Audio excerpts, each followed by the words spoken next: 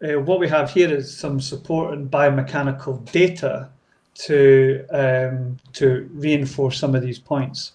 So if you look at Brittany Reese here, if you're looking at the blue is the third last stride, the red is the penultimate, the second last, and then the grey is last.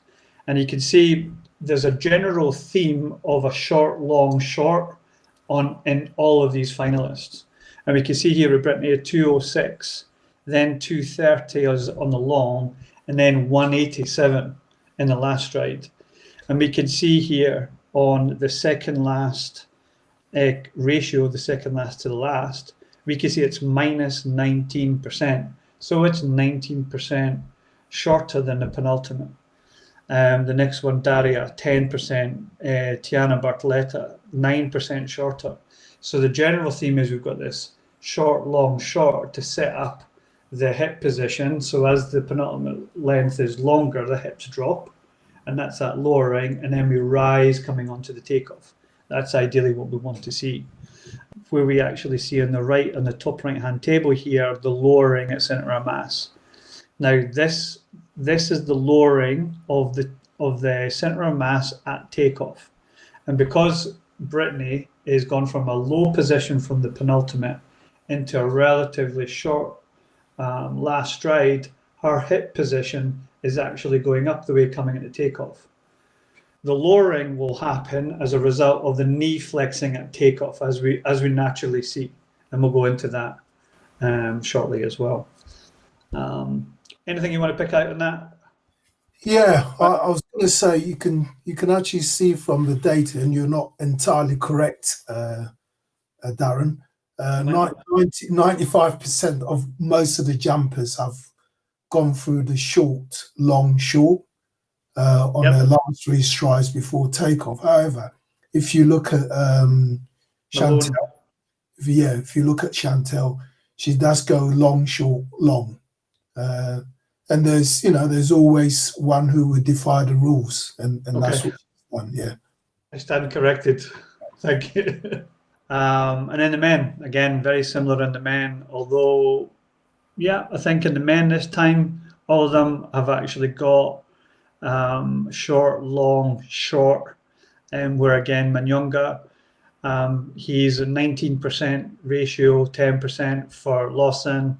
Samai's probably the one that's most even, and we'll look at a video of him jumping later on, but 216, 218, 215, that's near as flat coming in, isn't it, really, on that. But we can see on Manyonga the lowering at center of mass at takeoff, 5 centimeters, which is significant on that.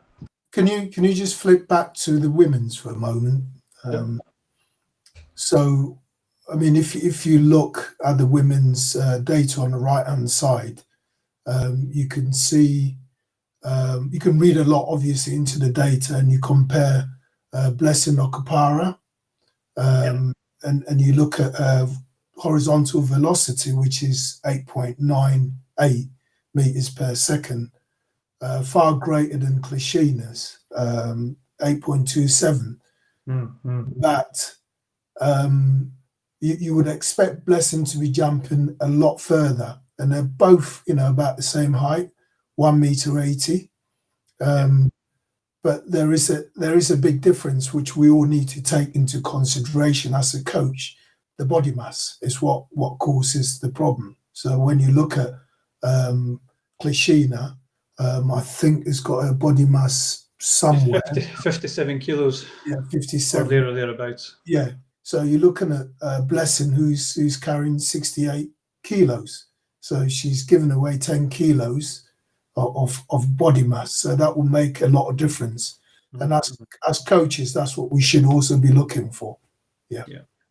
The other thing for me is that looking at Reese and Klishina versus Bartoletta, the height difference as well.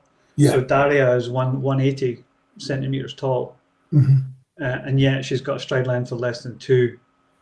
Brittany's 173, 174, and yet her last stride is 187. And yet Tiana is 168. So the shortest of the lot, she's got the longest stride length. So again, it's looking at this data in relation to the athlete and the individual athlete, and I think that's really important.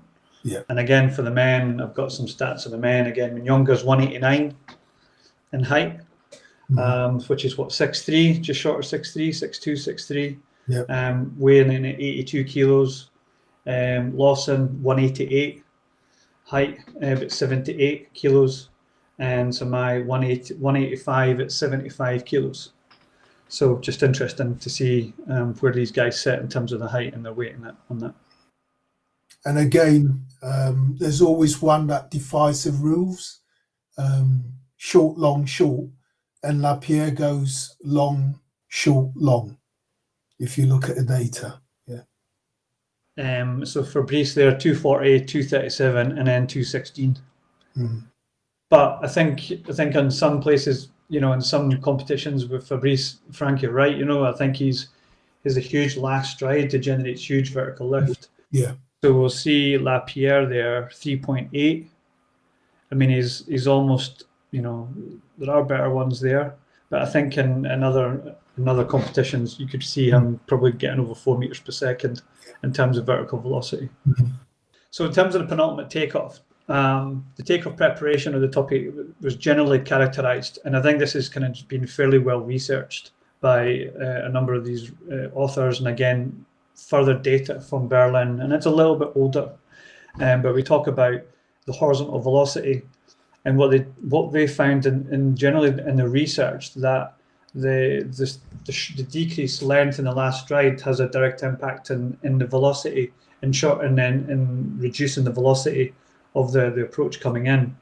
And this is evidenced through this graph from 2009, where if you look at Dwight Phillips, he's 230, 262, and then 2 meters on the last, and his horizontal velocity is 1108, 1112, and then 1078. So there is a kind of bit of a correlation where you're shortening that last stride to set the hips up for takeoff. It does have an impact on the velocity on that.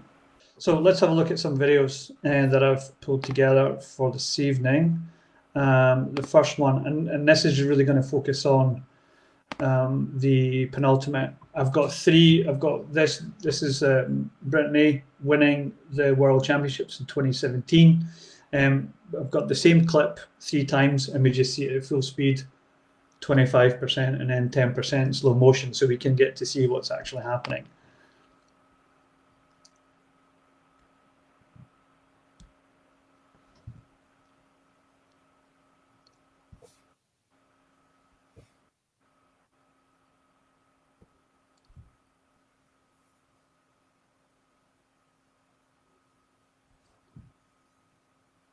Okay, maybe show that one more time.